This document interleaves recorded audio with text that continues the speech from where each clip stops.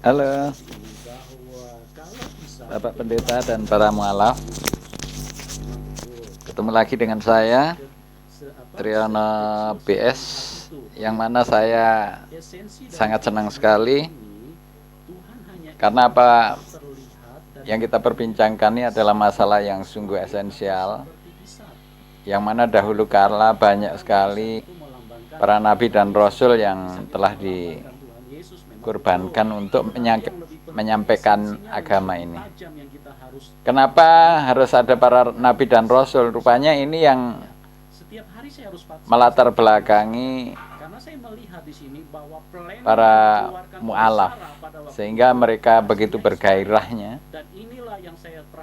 karena menganggap diri mereka ini sebagai penerus risalah kenabian dan kerasulan yang terputus karena nabi terakhir untuk semua manusia, yakni Nabi Muhammad SAW ini telah meninggalkan dunia, akan tetapi berpesan Al-Quran dan hadis-hadis beliau itu dijaga kemudian diamalkan dan disampaikan ke seluruh dunia. Nah, ini dengan gairah dan semangat yang luar biasa, maka para mu'alaf ini nampaknya tidak tepat. Namanya sebagai manusia ada saja salahnya, tidak tepat dalam menyampaikan. Mereka karena masih banyak ya sisa-sisa di memori mereka ini tentang Injil, sehingga apa yang disampaikan yang berhubungan sangat banyak sekali dengan Injil, padahal Injil itu sendiri itu tidak diperintahkan oleh Allah untuk mengobrak-abrik atau menyampaikan. Nah, ini adalah hal yang sangat proporsional kalau seandainya memang para pendeta itu merasa untuk punya hak membela diri, kemudian mengingatkan para mu'alaf agar belajar lebih banyak lagi tentang Islam, tentang Al-Quran, tentang hadis. Nah, setelah itu mungkin harapan daripada pendeta ini barulah boleh para mu'alaf ini mendakwahkan mereka, mungkin malah akan diundang ke gereja untuk menyampaikan apa sih sebenarnya yang melatar belakangi mereka kok mereka berani-beraninya ninggalkan kepercayaan, keyakinan mereka yang sudah mendarah daging selama mungkin puluhan tahun, ada yang 30 tahun, ada yang 40 tahun, ada yang 50 tahun. Atau mungkin ada yang ya 25 atau 29 tahun. Tapi sudah cukup lama sehingga wajar-wajar saja barangkali menurut mereka. Kalau seandainya sekarang ini para mu'alaf itu sangat bergairah untuk menyampaikan kebenaran yang diberitakan oleh Al-Quran. Karena memang di dunia ini seharusnya mu'alaf itu demikian. Di dunia ini seandainya ada beberapa kebenaran, itu maka orang akan menjadi tidak karu-karuan. Misalnya, kalau di Amerika ini lampu merah itu jalan, kemudian lampu hijau itu berhenti, nah lampu yang kuning itu ngebut. Ini baru mengatur perjalanan manusia di darat aja ini dengan menggunakan kendaraan. Tapi ajaibnya manusia ini memang diajari perkara-perkara yang tidak diketahui oleh Allah. Apa yang diketahui oleh manusia ketika lahir? Lahir itu langsung dia teriak-teriak. Tidak mampu menolong dirinya sendiri, apalagi cari makan sendiri, ngambil di dapur. Kalau tidak ada makanan di dapur, kemudian masak.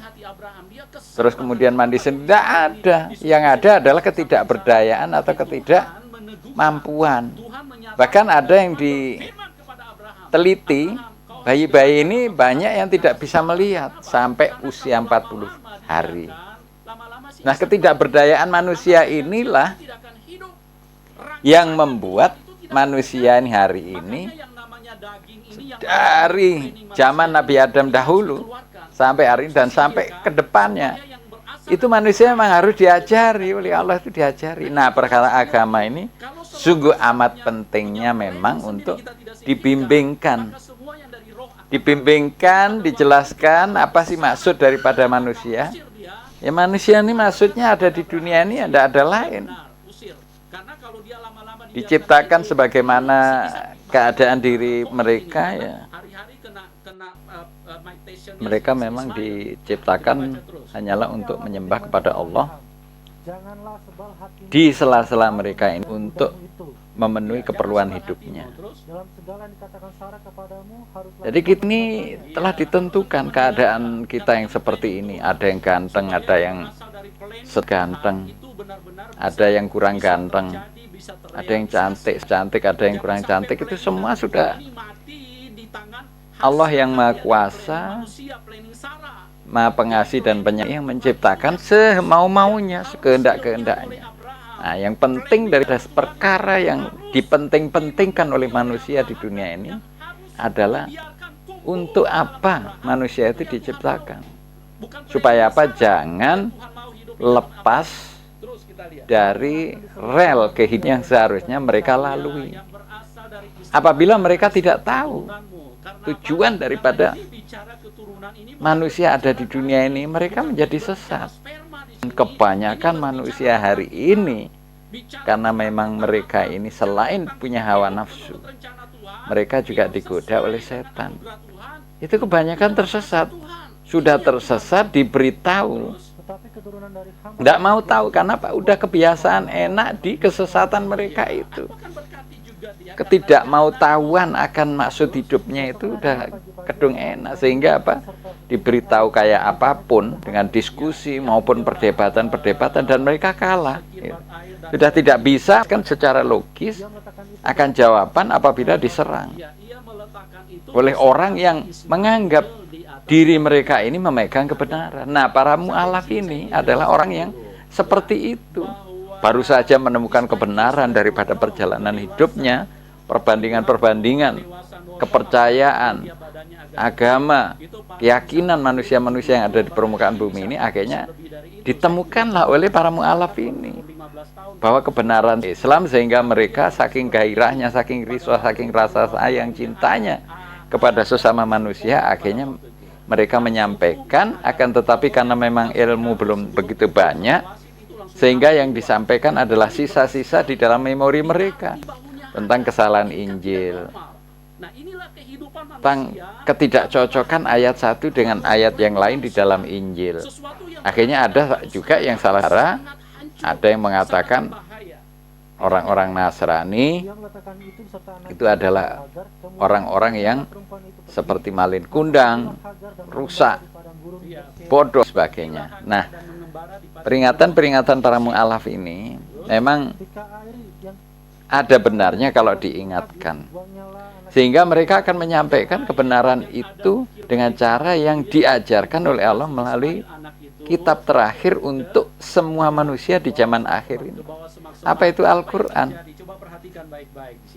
Seharusnya mu'alaf ini ngerti bahwa itu di seluruh dunia itu sama, bahasa sama, diterjemahkan dalam berbagai macam bahasa agar manusia yang memegang Al-Quran itu mengerti, mengetahui, memahami, sampai pada level nanti akhirnya bisa mengamalkan dan menyampaikan kembali.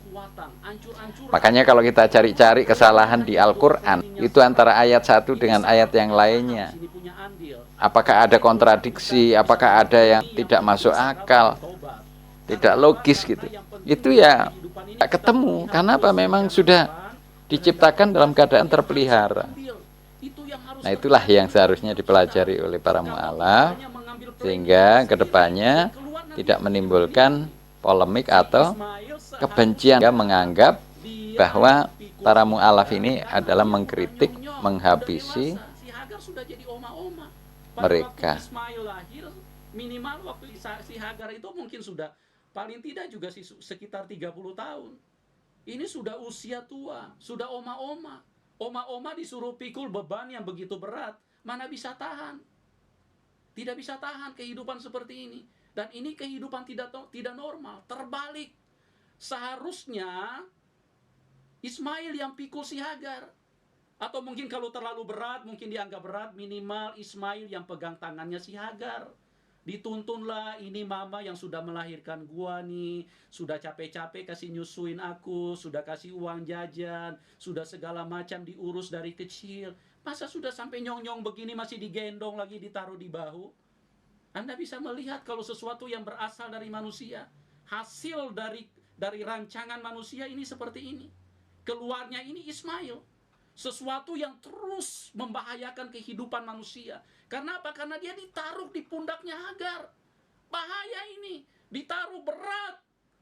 Hagar pasti sangat kesusahan di dalam perjalanan hidup. Karena apa? Karena dia hidup. Dan hasilnya itu adalah sesuatu yang berasal dari manusiawi.